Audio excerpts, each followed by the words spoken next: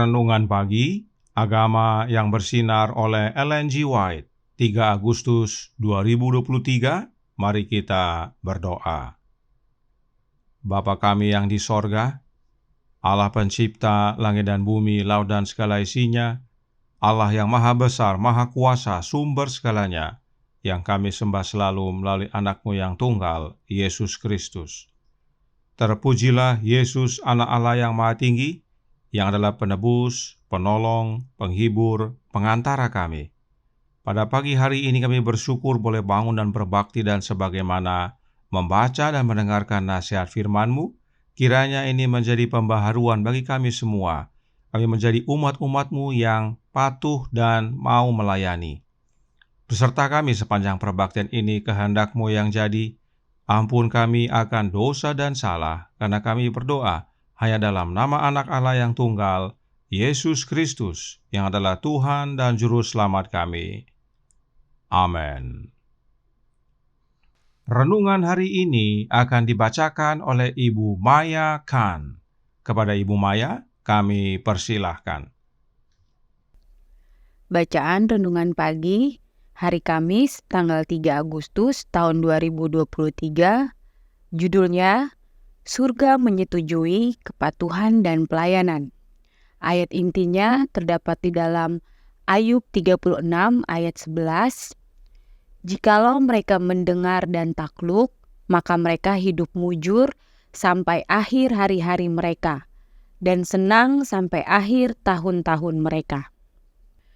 Orang Kristen memiliki sumber kekuatan dan kebahagiaan yang bagi pecinta kesenangan itu adalah asing. Dikutip dari buku Testimonies for the Church, volume 1, halaman 616. Pertobatan adalah pekerjaan yang paling tidak dihargai. Bukan masalah kecil untuk mengubah pikiran duniawi yang mencintai dosa dan membawanya untuk memahami kasih Kristus yang tak terkatakan, pesona anugerahnya dan keagungan Allah, sehingga jiwa akan dijiwai dengan kasih ilahi dan terpikat dengan misteri surgawi. Ketika dia memahami hal-hal ini, kehidupan sebelumnya tampak menjijikkan dan penuh kebencian. Dia membenci dosa dan menghancurkan hatinya di hadapan Allah. Dia memeluk Kristus sebagai kehidupan dan kegembiraan jiwa. Dia meninggalkan kesenangannya yang dulu. Dia memiliki pikiran baru, kasih sayang baru, minat baru, keinginan baru, kesedihan, keinginan, dan kasihnya semuanya baru. Keinginan daging dan keinginan mata serta keangkuhan hidup yang sampai sekarang lebih diutamakan daripada Kristus, sekarang telah berpaling darinya. Dan Kristus adalah pesona hidupnya, mahkota kegembiraannya. Surga yang dulunya tidak memiliki daya tarik, kini dipandang dalam kekayaan dan kemegahannya.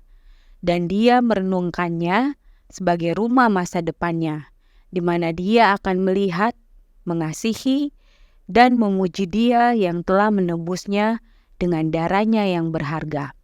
Dikutip dari buku Testimonies for the Church, volume 2, halaman 294.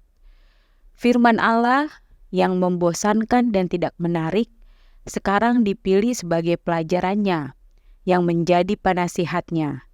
Itu seperti surat yang ditulis kepadanya dari Allah, berisi tulisan dari Dia yang kekal. Dikutip dari buku Testimonies for the Church, volume 2, halaman 295. Pekerjaan kekudusan yang tampak melelahkan sekarang menjadi kesenangannya. Dikutip dari buku Testimonies for the Church, volume 2, halaman 294. Demikianlah bacaan renungan pagi kita pada pagi hari ini. Tuhan Yesus memberkati. Terima kasih atas penatalainan Ibu Maya. Tuhan Yesus memberkati. Selamat pagi saudaraku dalam Tuhan. Ada kebenaran tentang setan dan dosa yang umat-umat Allah harus ketahui serta pahami, yaitu Testimonies for the Church volume 2 halaman 294 paragraf 1 menyatakan, pria dan wanita dapat lolos dari malapetaka ini jika mereka mau. Memang benar bahwa setan adalah pencetus besar dosa, namun ini tidak membenarkan siapapun untuk berbuat dosa. Karena dia, yaitu setan, tidak dapat memaksa manusia untuk melakukan kejahatan. Dia, yaitu setan, menggoda mereka untuk itu dan membuat dosa terlihat menggoda dan menyenangkan. Tetapi dia harus menyerahkannya pada kehendak mereka sendiri, apakah mereka akan melakukannya atau tidak. Allah menciptakan manusia sebagai makhluk yang diberi kuasa untuk memilih. Setan tidak dapat memaksa kita untuk berbuat dosa. Setan hanya bisa membuat penggodaan. Adalah pilihan kita untuk terima godaan setan atau menolaknya. Demikian juga dengan keselamatan. To be like Jesus, halaman 360 paragraf 2 berkata, Allah sekarang memanggilmu untuk bertobat, untuk bersemangat dalam pekerjaan. Kebahagiaan kekal Anda akan ditentukan oleh jalan yang Anda tempuh sekarang. Dapatkah Anda menolak undangan belas kasihan yang sekarang ditawarkan? Akankah engkau memilih jalanmu sendiri? Apakah Anda akan menghargai kebanggaan dan kesombongan dan akhirnya kehilangan jiwa Anda? Firman Allah dengan jelas mengatakan kepada kita bahwa hanya sedikit yang akan diselamatkan, dan bahkan lebih banyak dari mereka yang dipanggil akan membuktikan diri mereka tidak layak untuk hidup yang kekal. Mereka tidak akan mendapat bagian di sorga, tetapi akan mendapat bagian mereka bersama setan dan mengalami kematian kedua. Pilihan ada pada kita, saudaraku dalam Tuhan. Nah, mengapa hanya sedikit yang akan diselamatkan? Karena renungan hari ini berkata, pertobatan adalah pekerjaan yang paling tidak dihargai. Bukanlah mudah untuk mengubah pikiran dari cinta dosa kepada mengasihi Yesus. Mengenai kuasa memilih, kita perlu ketahui bahwa The Ministry of Healing halaman 176 paragraf 2 menjelaskan, Allah telah memberi kita kuasa untuk memilih. Itu adalah milik kita untuk dilatih. Kita tidak dapat mengubah hati kita tidak dapat mengendalikan pikiran kita, dorongan hati kita, kasih sayang kita. Kita tidak dapat membuat diri kita murni, layak untuk pelayanan Allah. tetapi kita dapat memilih untuk melayani Allah, kita dapat memberikan kehendak kita kepadanya. Ini penting sekali diketahui dan dipahami, sebab tidak sedikit umat Allah yang berusaha mengubah hati dan pikirannya dengan perbuatannya sendiri. Banyak yang berusaha dengan perbuatan diri sendiri agar menjadi murni dan layak bagi Allah. Ingat, kita tidak bisa mengubah diri kita oleh kekuatan diri kita sendiri. Tapi kita diberi kuasa untuk memilih, yaitu untuk memilih melayani Allah, atau memilih untuk menyerahkan kehendak kita kepadanya, atau tidak sama sekali. Nah, apa yang terjadi saat kita memilih untuk menyerahkan hidup kita kepada Allah? Masih dalam paragraf yang sama dikatakan, dan perhatikan kalimat yang ditandai warna biru. Kemudian Dia akan mengerjakan di dalam kita kemauan dan pekerjaan menurut kerelaannya. Dengan demikian, seluruh alamiah kita akan dibawa di bawah kendali Kristus. Saat kita memilih untuk menyerahkan hidup kita kepada Allah, maka seluruh alamiah kita akan dikendalikan oleh Yesus. Nah, bagaimana caranya Yesus mengendalikan seluruh alamiah kita? Masih ingat cara belajar roh nubuat? Kutipan menjelaskan kutipan. Perhatikan kalimat bagian akhir dari kutipan ini yang berkata, dengan demikian seluruh alamiah kita akan dibawa di bawah kendali Kristus. Kalimat yang serupa pernah dituliskan oleh Nyonya White sebelum buku Ministry of Healing dicetak, yaitu dalam buku Steps to Christ dalam halaman 47 paragraf pertama yang berkata, dengan demikian, seluruh alamiah kita akan dibawa di bawah kendali Roh Kristus. Kasih sayangmu akan terpusat padanya, pikiranmu akan selaras dengannya. Meskipun dalam buku Steps to Christ ada kalimat tambahan, tetapi kalimat yang ditandai kuning dalam bahasa Indonesia atau yang ditandai biru dalam bahasa Inggris adalah serupa.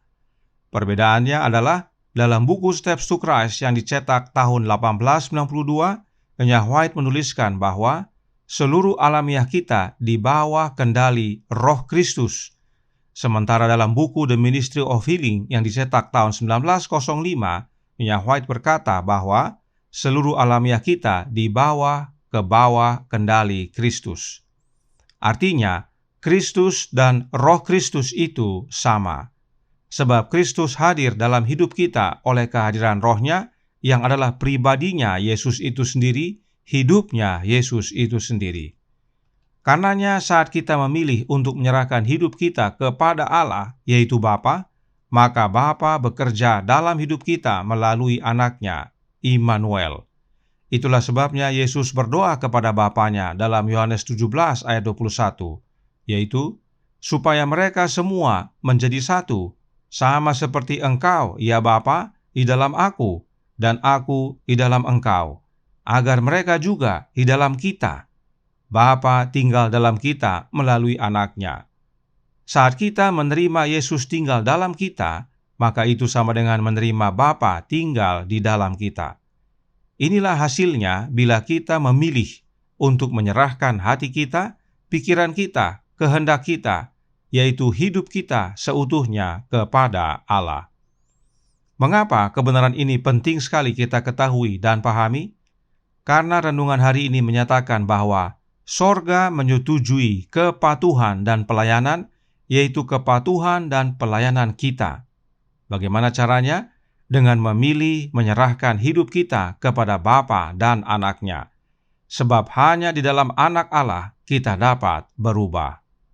The Faith I Live By, halaman 139 paragraf 3 menyatakan, ketika kasih karunia Kristus yang mengubahkan ada di hati, kegeraman yang benar akan menguasai jiwa karena orang berdosa telah begitu lama mengabaikan keselamatan besar yang telah disediakan Allah baginya. Dia kemudian akan menyerahkan dirinya, tubuh, jiwa, dan roh kepada Allah dan akan menarik diri dari persekutuan dengan setan melalui kasih karunia yang diberikan Allah kepadanya. Kita sudah belajar dari penjelasan roh nubuat bahwa kasih karunia Kristus adalah rohnya Kristus. Karena saat Roh Kristus mengubahkan hati kita, maka kita merasa geram akan diri kita sendiri, sebab telah hidup begitu lama mengabaikan keselamatan yang Allah sediakan bagi kita. Dan karena kesadaran tersebut, kita serahkan diri kita sepenuhnya kepada Allah, agar Yesus bekerja dalam hidup kita dan ubahkan hidup kita. Dan yang renungan hari ini nyatakan menjadi bagian hidup kita. Radiant Religion halaman 217 paragraf 4 berkata, Dia membenci dosa dan menghancurkan hatinya di hadapan Allah. Dia memeluk Kristus sebagai kehidupan dan kegembiraan jiwa. Dia meninggalkan kesenangannya yang dulu. Dia memiliki pikiran baru, kasih sayang baru, minat baru, keinginan baru, kesedihan, keinginan, dan kasihnya semuanya baru. Keinginan daging dan keinginan mata, serta keangkuhan hidup yang sampai sekarang lebih diutamakan daripada Kristus, sekarang telah berpaling darinya, dan Kristus adalah pesona hidupnya, mahkota kegembiraannya. Kiranya ini menjadi pembaharuan bagi kita, menggunakan kuasa memilih dengan benar, yaitu dengan menyerahkan hidup kita kepada Bapa, maka anaknya akan bekerja dalam hidup kita oleh kehadiran Roh-Nya, yang adalah kasih karunia Kristus bagi kita. Itulah yang mewujudkan dalam kehidupan kita, kehidupan yang menurut dan melayani, yang mana berkenan kepada Allah. Tuhan memberkati, saya bawa dalam nama Yesus. Amin. Mari kita berdoa.